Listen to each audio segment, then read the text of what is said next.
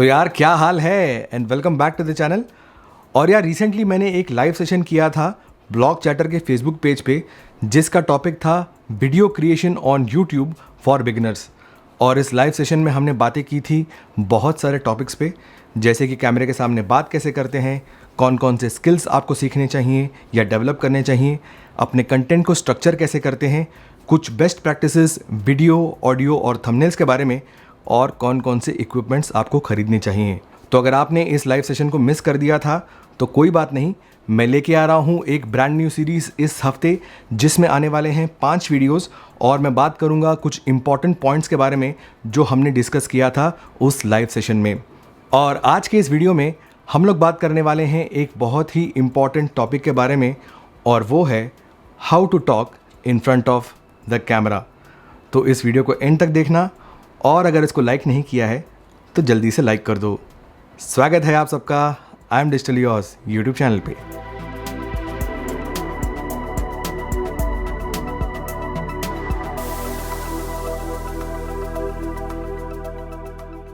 तो सबसे पहले बात करते हैं कि कैमरा के सामने बात कैसे करते हैं, या how to talk in front of the camera.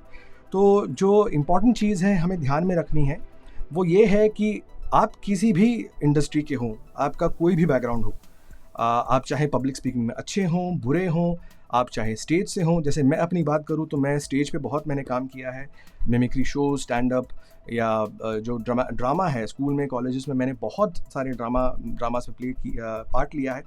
लेकिन कहीं ना कहीं मुझे लगता है कि कैमरे के सामने जैसे ही आदमी आता है, कोई भी इंसान, तो कैमरा किसी को भी बख्शता नहीं है। ठीक है, कैमरे के सामने अगर आप स्टेज पे भी काम कर रहे हैं तो जो लोग ड्रामा करते हैं या प्लेस करते हैं उनको ये पता होगा कि उनका जो खुराक है, जो मोटिवेशन है काम करने का, वो है ऑडियंस का रिएक्शन।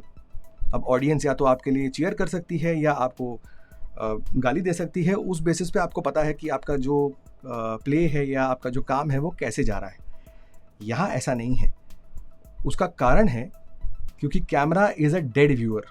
ठीक है, तो कैमरा होता है ना, वो उसमें कोई इमोशन नहीं है, कोई एक्सप्रेशन नहीं है। तो हो सकता है कि आप अच्छा जोक मारें, अच्छा सा जोक क्रैक करें, अच्छा इमोशनल कंटेंट बनाएं, दिल से बात करें, लेकिन वहाँ से कोई रिएक्शन नहीं आता है।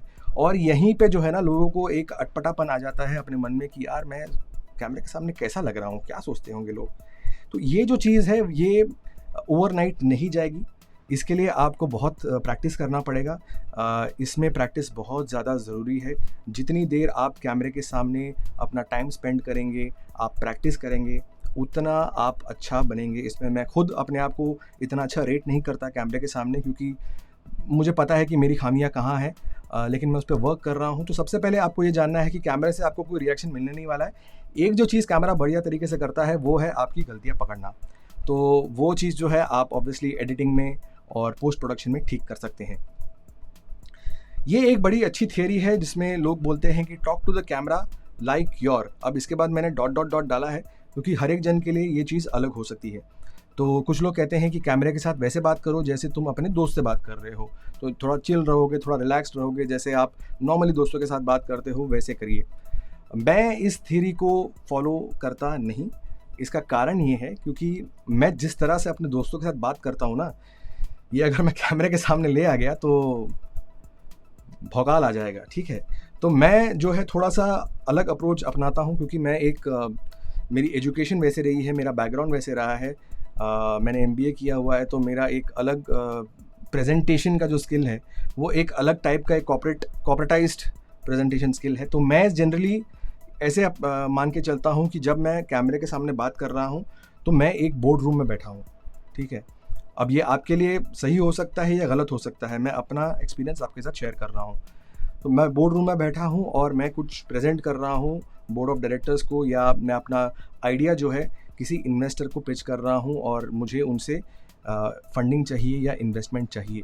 तो मैं जो हूँ उस तरीके से अपने कंटेंट को स्ट्रक्चर करता हूँ, उस तरीके से बात करता हूँ, उस तरीके से अपने पॉइंट्स को जो है लिखता हूँ। ये ऑब्वियसली मेरे लिए सही है, आप लोगों के लिए कुछ और हो सकता है। काफ़ी सारे लोग हैं जो क्या करते हैं कि अपने फ्रेंड का जो फ़ोटो है, अब चाहे बॉयफ्रेंड हो, गर्लफ्रेंड हो, वाइफ हो, हस्बैंड हो, एनीबडी, उनका जो फ़ोटो है वो जो कैमरे के ऊपर रख देते हैं और उसके बाद जो है वो रिलैक्स होकर बात करते हैं कि कैसे आप नॉर्मली बात करेंगे अपने रोज़मर्रा की ज़िंदगी में। तो ये मैंने भी ट्राई किया है और काफ़ी हद तक सक्सेसफुल भी था, लेकिन ये मेथड मेरे लिए ज़्यादा काम करता है, ऐसा मुझे लगता है। हाँ, अब ये इम्पॉर्टेंट बात है कि अवेयरनेस अबाउट योरसेल्फ, और उसके बाद मैंने एक क्वेश्चन मार्क भी डाला हुआ है। इसका कारण ये है कि हम ना ज़िंदगी में हमेशा अपने बारे में जानने की बहुत कोशिश करते हैं। We always try to find something about ourselves, और हमेशा हम वो चीज़ पिक करते हैं जो हमें पसंद नहीं है हमारे बारे में। और यही जो चीज़ है कैमरे के सामने आपको नहीं करना है। आप आइए, कैमरे के सामने बैठिए, जैसा आप कंफर्टेबल फील करते हैं वैसा आप बात करें, ठीक है। अगर आप अपने बारे में ज़्यादा इन्फॉर्मेशन लेंगे ना तो आप कॉन्शियस हो जाएंगे, और सबसे जो कॉन्शियसनेस का जो जड़ है वो है आपके हाथ, क्योंकि आपको कभी भी नहीं पता चलेगा कि आपको आपके हाथों को कैसे रखना है कैमरे के सामने। और इसकी वजह से बहुत लोग जो हैं बहुत ऑकवर्ड लगते हैं। मैंने एक तरीके से इसको मैं इसको यूज़ करता हूँ अपने कंटेंट में, अपने बात करने के तरीके में, अपने हाथों को बहुत यूज़ करता हूँ, क्योंकि मुझे लगता है कि इस तरीके से मैं अपने पॉइंट को और बेहतर तरीके से बोल सकता हूँ। तो आप इतना भी मत सोचिए कि यार मेरे बाल कैसे हैं, मेरी आंखें कैसी है, मेरा हाथ अजीब से तो नहीं लग रहा है, मैं कैसे बैठा हूँ। तो ये सब चीज़ें सोचने की कोई ज़रूरत नहीं है। ऑब्वियसली फ़र्स्ट टाइम में नहीं आएगा आपको, बट आप कोशिश करिए कि इसमें ज़्यादा फोकस ना करें। आप जैसा हैं, आप जैसे हैं वैसे बैठिए। अगर आपको लगता है कि आप ऐसे बैठ सकते हैं तो ऐसे बैठ जाइए, ऐसे बैठना है तो ऐसे बैठ जाइए, जैसे आपको कंफर्टेबल लगता है वैसे बैठिए आप। तो ज़्यादा अपने बारे में सोचिए मत, ज़्यादा कंटेंट के बारे में सोचिए। पब्लिक तो माफ़ कर ही देगी आप जैसे भी हैं, है ना। हाँ, ये तो मैंने अभी बताया था कि use of hands and gestures ये बहुत इंपॉर्टेंट है। और अगर आप कोई पॉइंट बता रहे हैं, जैसे मैं अगर बोल रहा हूँ कि मुझे ये पॉइंट पे एम्फसाइज़ करना है, तो मैंने अपने हैंड को यूज़ किया है उस पॉइंट पे एम्फसाइज़ करते वक्त। कोशिश करिए कि इसको नेचुरली यूज़ करिए, ज़्यादा मेडअप ना हो, और ऑब्वियसली अपने फेस के सामने इसको ज़्यादा लाइए मत, वरना लोगों का जो ध्यान है वो आपसे हट जाएगा और फिर डिसएंगेज हो जाएंगे वो लोग। हाँ, ये एक बहुत इंपॉर्टेंट चीज़ है। ये अब मैं देख रहा हूँ लेंस में, डायरेक्टली इन द लेंस। लोग क्या करते हैं, लोग देखते हैं अपने आप को, और अब जो है मेरा आई कांटेक्ट हट चुका है। मैं अभी स्क्रीन में देख रहा हूँ अपने कैमरे के, और मेरा आई कांटेक्ट आपसे बिल्कुल चला जा चुका है। तो अपने नज़रों को ऐसे लाइए और लेंस में देख के बात करिए। ये बहुत लोग गलती करते हैं, और इसमें भी बहुत है टाइम जाता है करने में। इसको प्रैक्टिस करिए, प्रैक्टिस मेक्स परफेक्ट। तो यार ये वीडियो कैसा लगा प्लीज़ बताना कमेंट्स में।